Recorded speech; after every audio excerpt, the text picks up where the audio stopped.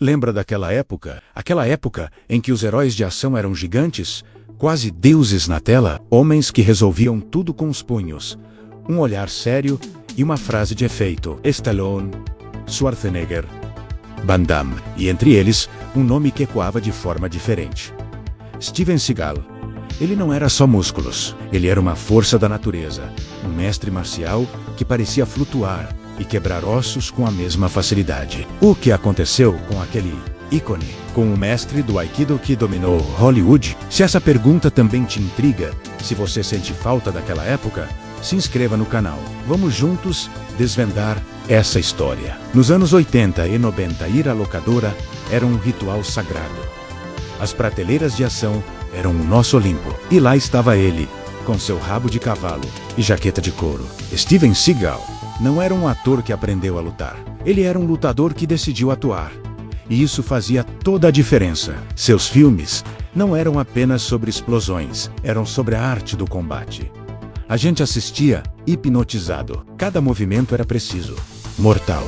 Cada cena de luta era uma aula. Ele trouxe o Aikido para o grande público de uma forma que ninguém nunca tinha feito. Ele era real. Ou, pelo menos, era isso que a gente sentia. O primeiro filme, Nico, Acima da Lei, foi um estrondo. Ele não chegou pedindo licença. Ele arrombou a porta. A história de um policial de Chicago, com um passado na CIA e mestre em artes marciais, era a fórmula perfeita. Mas era sua presença que vendia o filme. Aquele jeito de falar baixo, quase sussurrando, antes de explodir em uma sequência de ação devastadora, a gente saía do cinema querendo ser como ele. Querendo ter aquela calma, aquele controle, aquela confiança inabalável de que nenhum desafio era grande demais. Depois Bierham, Duro de Matar, Marcado para a Morte, Fúria Mortal. A cada filme, a lenda crescia. Ele se tornou o rei dos filmes de ação direto ao ponto. A premissa era simples. Mexeram com a pessoa errada. E essa pessoa era sempre Steven Seagal. E a gente adorava. Porque no fundo, todos nós queríamos ter essa capacidade de colocar os vilões em seu devido lugar. Ele era o nosso justiceiro. O cara que não tinha medo, que não hesitava. Seus filmes eram uma catarse. Uma garantia de que, no final, o bem sempre venceria. Geralmente com um braço quebrado e um vilão voando pela janela. E quem não se lembra de A Força em Alerta? Talvez o auge da sua carreira. Seagal contra terroristas num navio de guerra. Era duro de matar no mar, mas com um toque especial. Ele era Casey Ryback.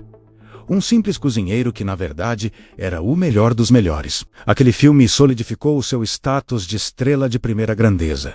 Ele dividia a tela com Tommy Lee Jones, Gary Busey, e não se diminuía. Pelo contrário, ele era o centro de tudo. Aquele filme foi um fenômeno. A gente colecionava o pôster, comprava o Velocidade de Hemossedimentação. Era o Seagal no seu auge. Intocável, imbatível. Mas ele não era só um herói de ação. Ele tentou mostrar outras facetas. Em Terreno Selvagem, ele dirigiu e estrelou um filme com uma forte mensagem ambiental. Foi ambicioso. Talvez até à frente do seu tempo. Ele usou sua fama para falar de algo em que acreditava. Pode não ter sido seu maior sucesso de bilheteria, mas mostrou um lado diferente. Um homem que não queria ser apenas o cara que quebra ossos, mas alguém com uma consciência, com uma mensagem, e isso, de certa forma, o tornava ainda mais interessante. Ele era complexo. O Aikido era sua alma. Diferente do karatê de Van Damme ou do boxe de Stallone, a arte de Seagal era fluida, quase uma dança. Ele usava a força do oponente contra ele mesmo. Eram torções, chaves, arremessos. Parecia sem esforço, mas a gente sabia o poder que estava por trás. Ele foi um dos primeiros ocidentais a abrir um dojo de Aikido no Japão. Isso não era marketing de Hollywood. Era sua vida. E ele trouxe essa autenticidade para as telas. A gente não via um ator fingindo. A gente via um mestre demonstrando sua arte. E a música, pouca gente se lembra, mas ele também é músico. Um guitarrista de blues talentoso. Lan, ou Albums, tocou com lendas do gênero. É mais uma camada desse personagem fascinante, que é Steven Seagal. O mestre marcial, o astro de cinema, o ativista ambiental, o músico de blues. Ele era um homem renascentista, da era da ação. Uma figura que parecia muito maior e mais complexa do que os papéis que interpretava. Mas o tempo passa. Os anos 90 acabaram. O cinema de ação mudou. O público mudou. E lentamente, a estrela de Seagal começou a perder o brilho. Os filmes que antes enchiam cinemas começaram a ir direto para as locadoras e depois direto para o streaming. Aquele físico ágil deu lugar a uma figura mais pesada. Aquele movimento fluido já não era o mesmo, e as polêmicas fora das telas começaram a ofuscar a lenda criada nelas.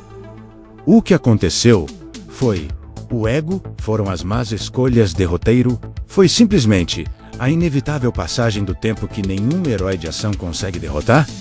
Talvez um pouco de tudo. Aquele herói que parecia invencível, de repente, se mostrou humano, vulnerável. E para nós, que crescemos o vendo como um gigante, foi estranho. Foi como ver um super-herói perder seus poderes. Aquele brilho nos olhos, aquela confiança inabalável, pareciam ter se apagado.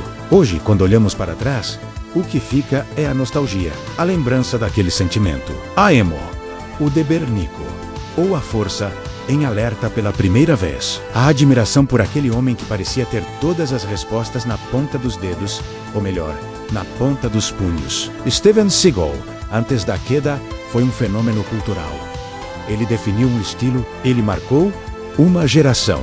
E mesmo com tudo o que veio depois, essa memória, esse legado, ninguém pode apagar. Ele foi, e para muitos, sempre será, um dos últimos grandes heróis de ação. Um mestre que, por um tempo, nos fez acreditar que um homem só poderia, sim, mudar o mundo. A história dele nos lembra que todos os heróis, mesmo os mais durões, têm seu tempo. Mas as lendas, essas são eternas. E a lenda do mestre de rabo de cavalo que limpava as ruas com seu aikido, essa vai viver para sempre, na nossa memória afetiva. Obrigado por me acompanhar nessa viagem no tempo. Se você também sente essa nostalgia, se inscreva no canal, para não perder as próximas histórias. Até a próxima!